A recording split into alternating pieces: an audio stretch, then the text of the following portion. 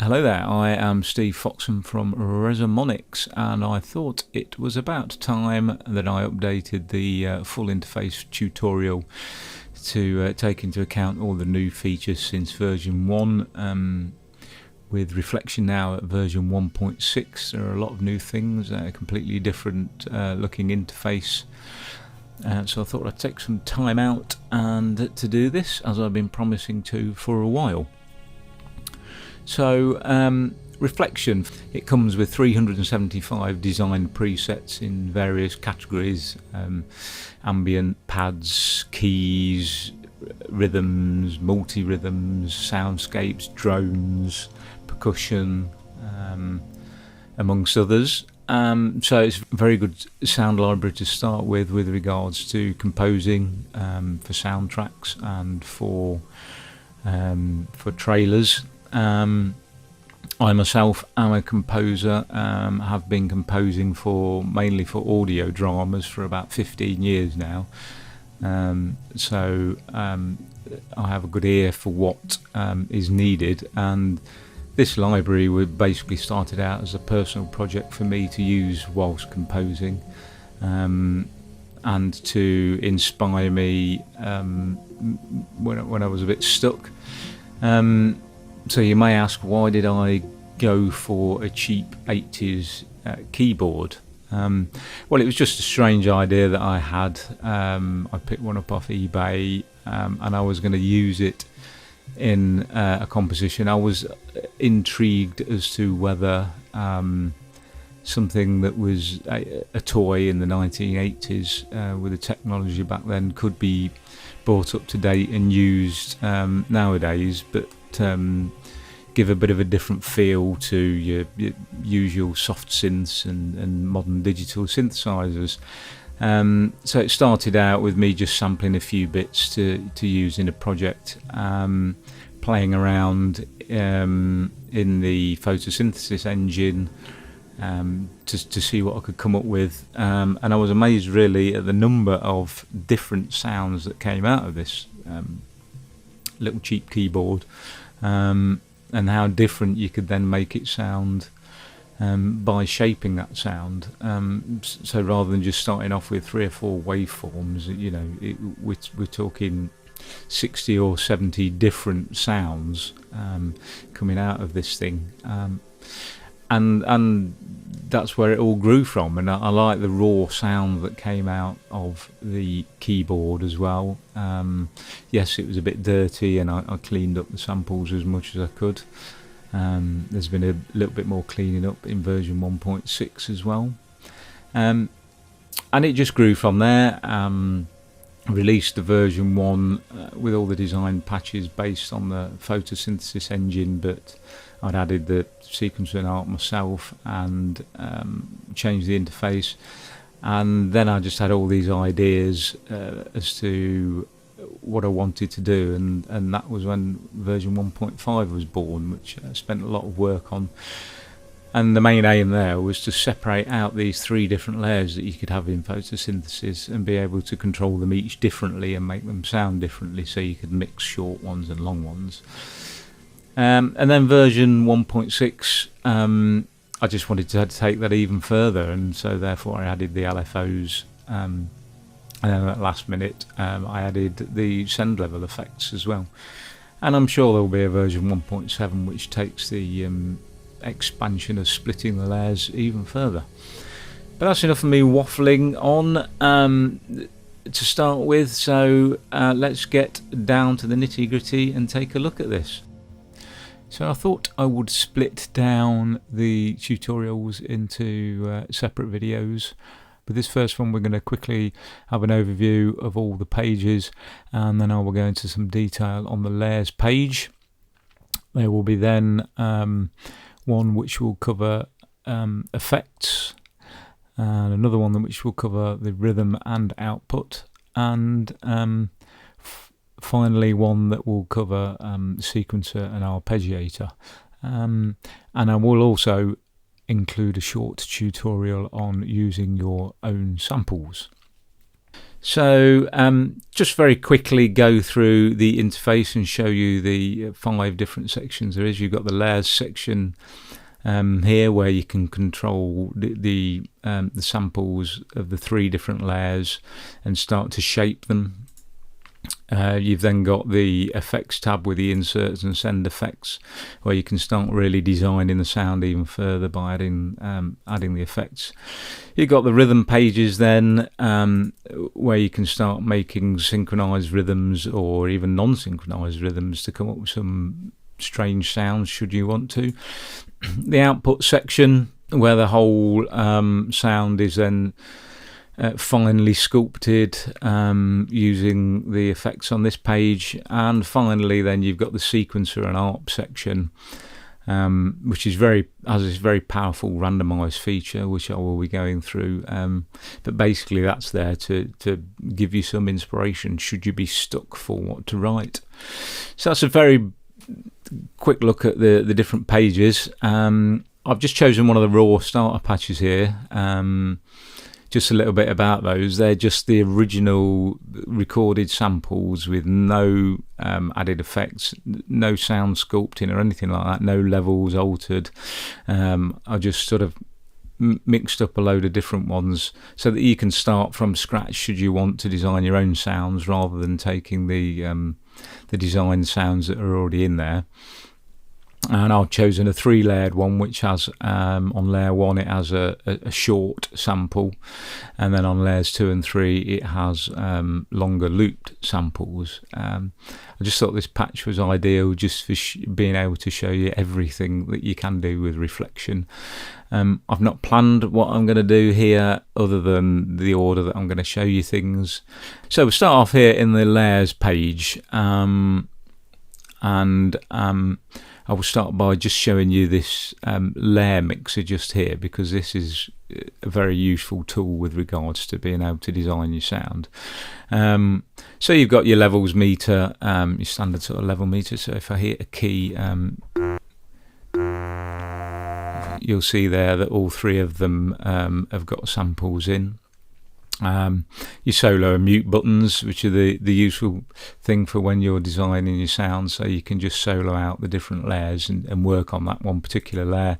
So on layer 1, as I said, we've just got a short key.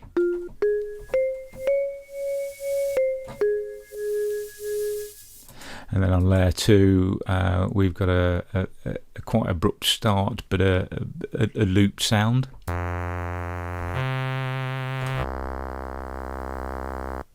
And then on layer 3 we've got a slower start sort of patch going on here.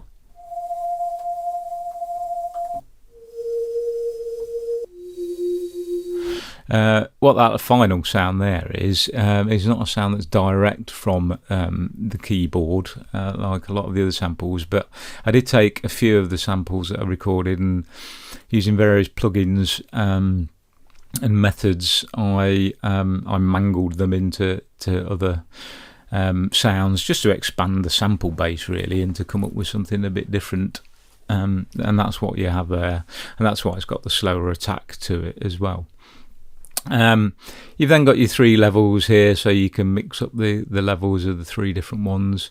You've got your pan for the 3 different layers as well, and then you've also got the tune, so you can go anywhere from minus 36 semitones right up to plus 36 semitones.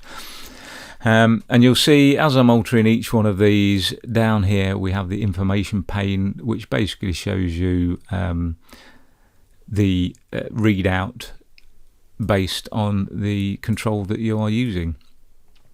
I'm sure you know this already, but if you hold command and then click, that's command on a Mac, I believe it's Alt on a PC, then that will set things back to the default values, as you can see here.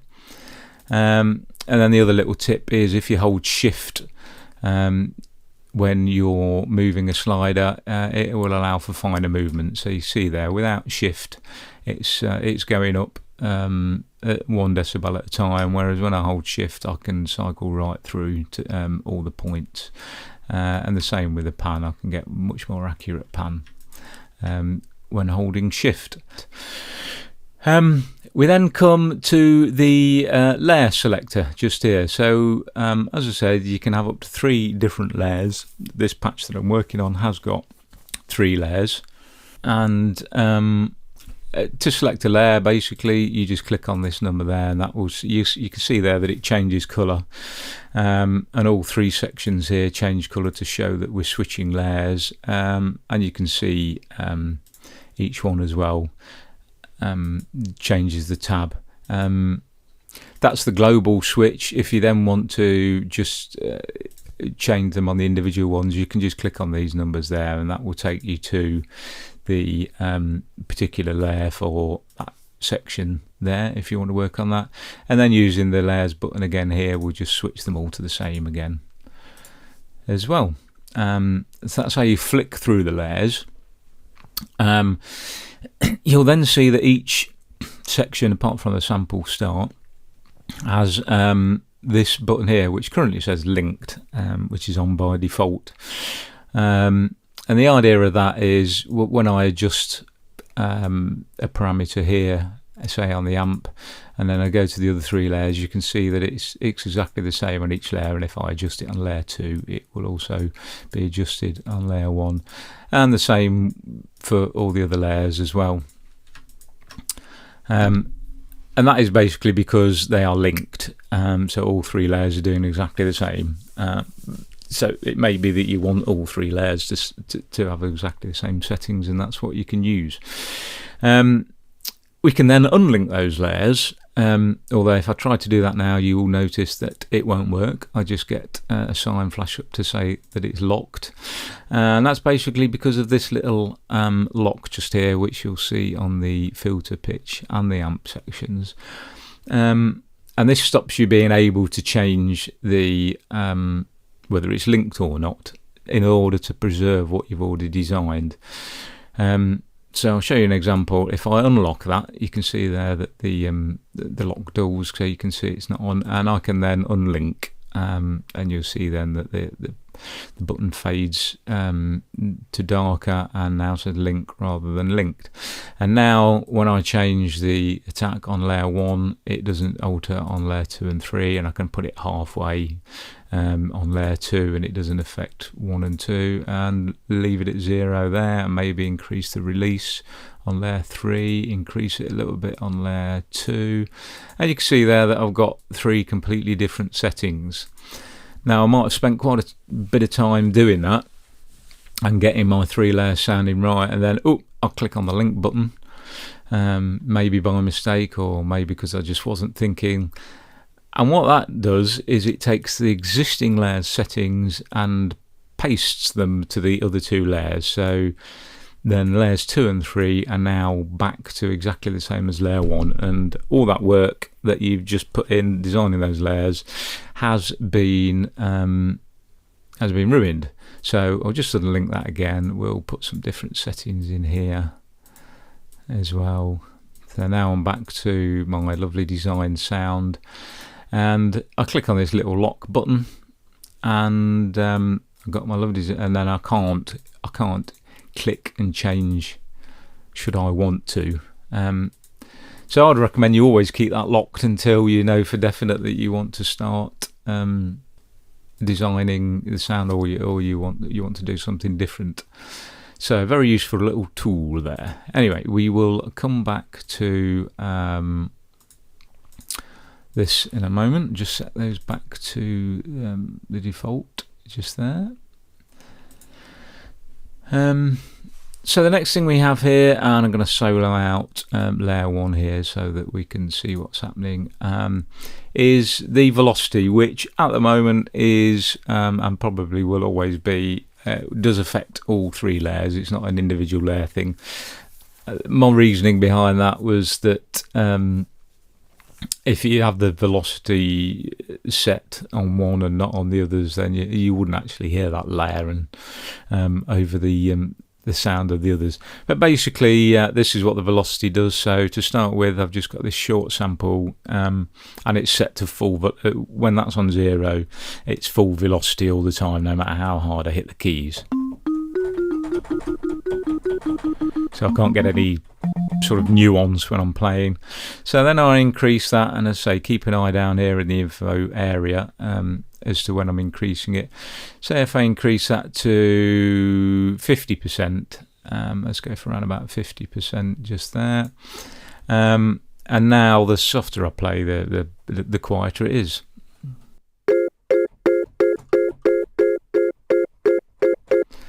And should you want to take it all the way, then that really is a very long range. So if I play very soft, you'll barely hear it. And you have to hit really hard. So I find around about 40 to 50% is a nice one to go for. Or maybe if you've got quite a loud sort of pad sound, 70, 75 would be one as well. So I'm going to set that to 50 at the moment. Okay, there we go. And as I say, that affects all layers, so we can see that on layer 2 as well.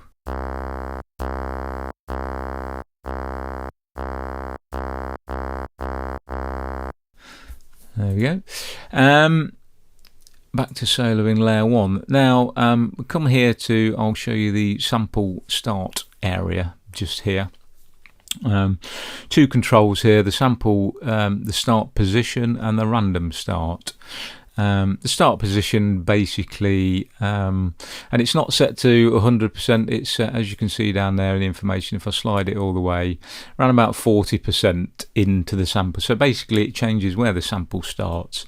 And it will go into the sample 40%. The reason behind that was really that when you come to short samples, you go any more than that and you're not going to be able to hear it. So for example here, say we're on the short sample here. If I change that to about halfway, you see it's a lot quieter because it's starting further into the sample. And if I take it all the way to 40, then you're just hearing the tail of it. But it may be, I don't like how sharp it is to start with, so I'll bring it in sort of 5%, 10%, and it just softens it up. And it just gives the sound a different sort of texture. But what we can do here is use the random start instead. So if I take that up to full, you'll see down here that only goes up to 30%. Again, on the shorter ones, I didn't want it sort of being quiet. But if I set that for, say, 10%, what that's going to do is going to start the sample anywhere between the start and 10% into the sample. So if I just set this velocity back to 0 again so you can hear this, but basically each time I hit the key it will be slightly different.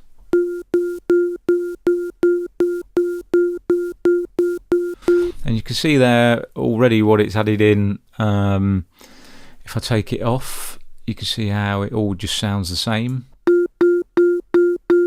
And then if I increase that to 10%, it's just introducing almost a bit of a round robin thing going on there. And then introducing that 50% velocity as well.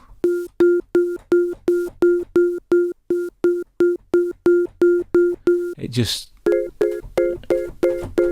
suddenly makes it a lot more interesting sound than without that. Could probably just pull that back a little bit because it's quite a short sample.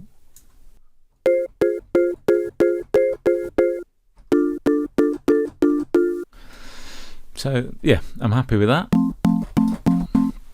And so okay, that's layer 1. If we flick over to layer 2, sorry, which is the long one, you see that it is a different setting here again. With this, not sure the random start would be overly useful because it's quite a similar sounding sample all over, and the start position as well.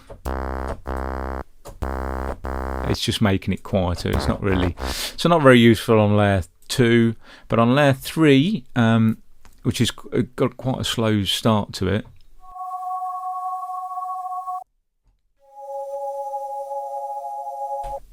as you can see there, the random wouldn't be of any use, but it might be that I don't want that slow start and I want it to be an instant hit, and therefore increasing the start position to somewhere which will be past that initial fade in,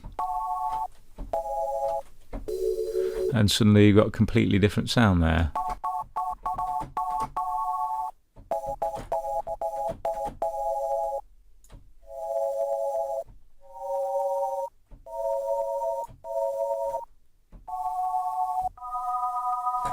As you can see, I'm going to leave that down at nothing at the moment. So that's the sample design there, and as you can see, different for 3 different layers, which is very useful when you've got 3 completely different sounds, as applying that just to one layer would not work for other layers as well. Moving over to the amp section, my tutorial here, I'm not going to go into the ins and outs of envelopes and that sort of thing, but I will just quickly show you, do some sound design with it so you can see what I'm doing. I am going to unlink, so I'm going to unlock and unlink, and then I'm going to lock it straight away again so that I don't ruin things, and I'm going to solo out layer 1 again. Now on this, the attack is obviously how long it takes the sound to start, and this again is where it becomes very useful with regards to having the 3 different layers, because if I change that on this layer, the attack, and put it right up, then you've literally got nothing showing. But if I was to do the same for layer 2, it works really nicely in taking out that harshness of the start of that.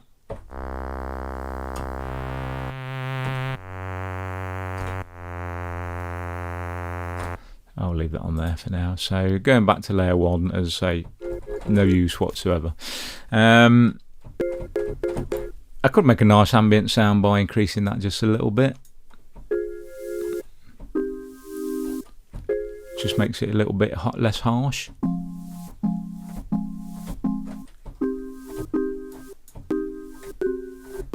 Yeah, I might do that.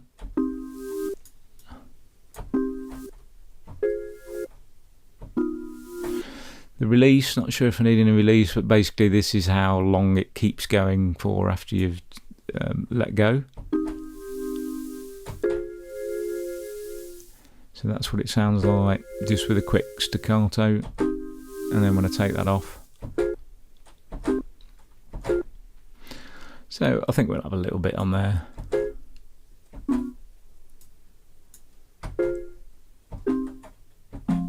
Just makes that quite nice.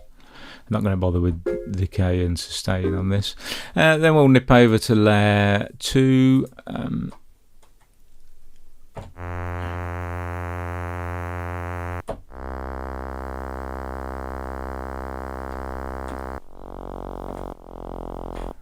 on this I'm going to increase the release.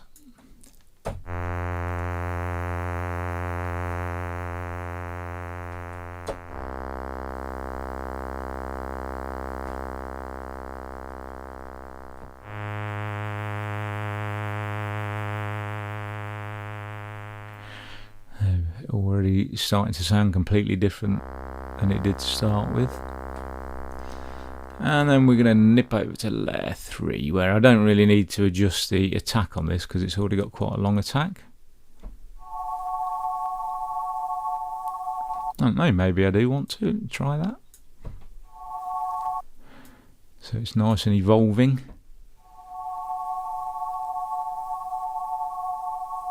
Certainly want to get that release right up on this one. This is going to be the really ambient layer.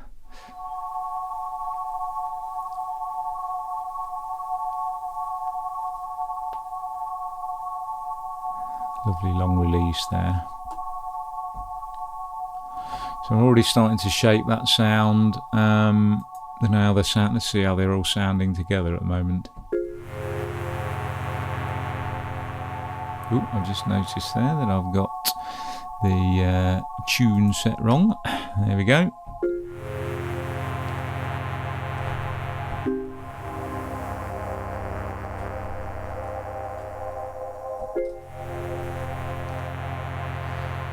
I'm going to bring the level out layer 3 up a little bit in a minute. Take the level of layer 2 down, I think. Layer 1 down, I mean.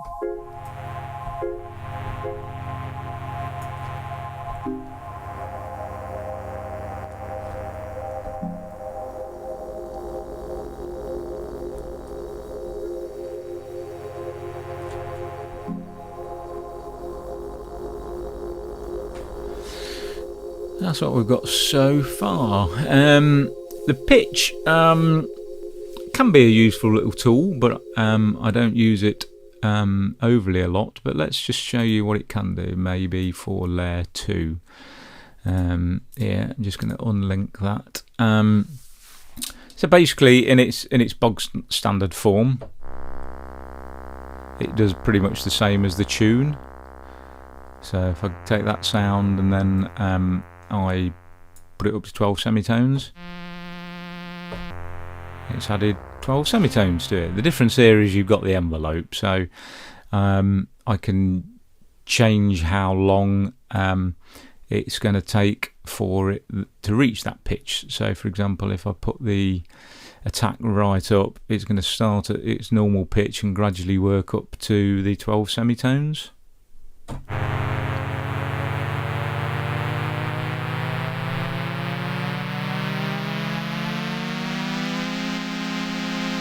And then when I let go, it's straight back down again. So probably not much used musically with regards to what I'm designing here, but for some sort of cinematic sound or a riser or something like that, it could actually be quite useful. Yeah, if we take the attack back a bit so it goes up a bit quicker.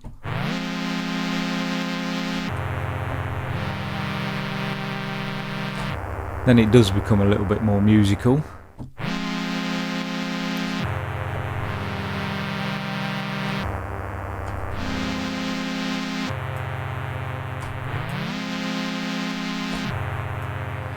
And then if we increase the release, the time for it to go back down to its normal level will also increase. Turn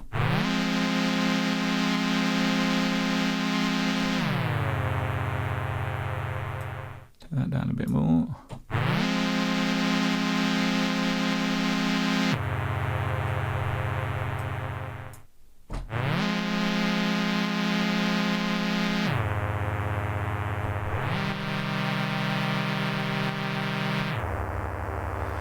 So that's what you can do with that. And layer 1, let's have a look at layer 1. Might be that we can, if we just put a small amount on here and a small amount of attack.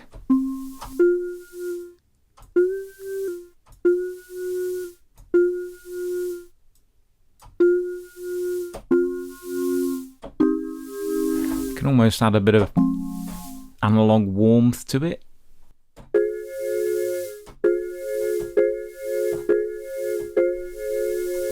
That's with it. That's without it. You only want a tiny amount.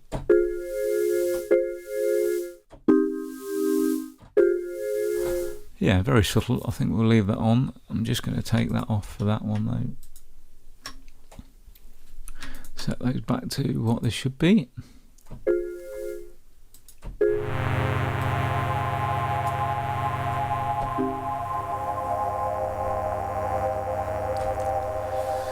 And then finally we'll come on to the filter section here. So set out layer 1 again, unlink the layers, lock that back up. So here we go.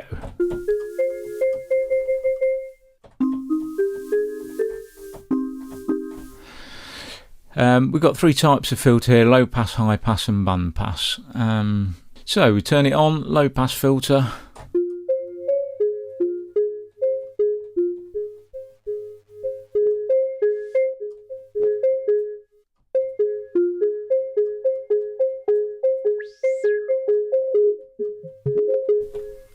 it does what a low pass filter does. We've got the high pass filter.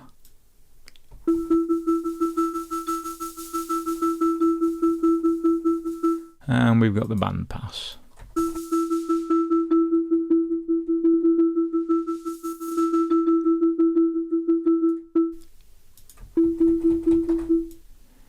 We also put it back to we also have the velocity here, which makes the filter velocity sensitive.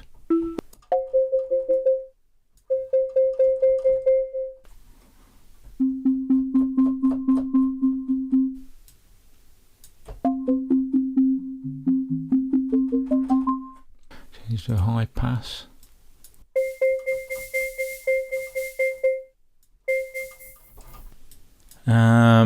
And then you've also, of course, got the envelope down here. So I just switch to. I'm not going to have the filter on for layer 1 there. I don't think I need it. Let's have a listen. Maybe have a bit of a subtle low pass.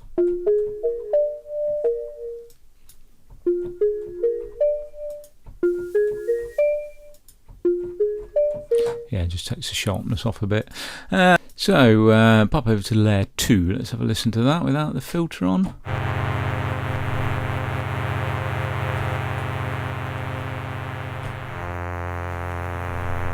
And if I put a filter on it,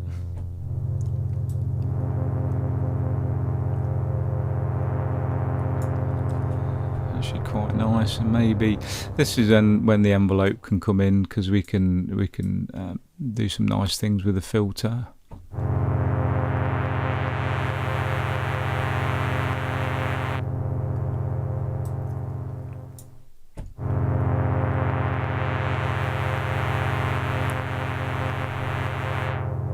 So we can have the filter gradually coming off there with the attack.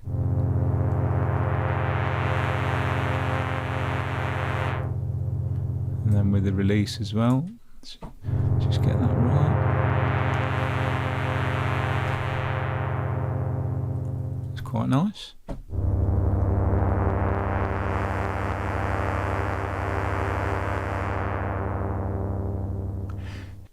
And then for layer 3,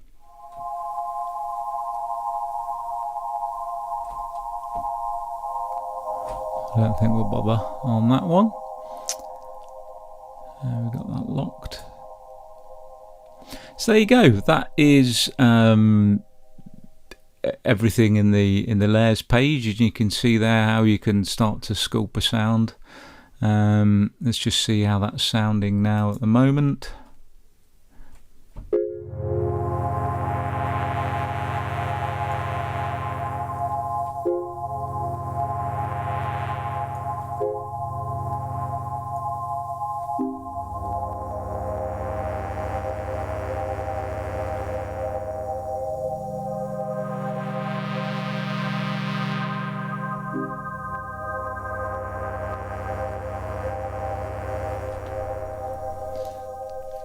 So that's come a long way since we loaded up the patch.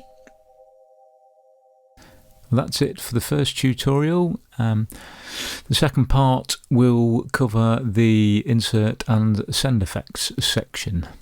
I hope you've enjoyed looking at this. Thank you very much. Goodbye.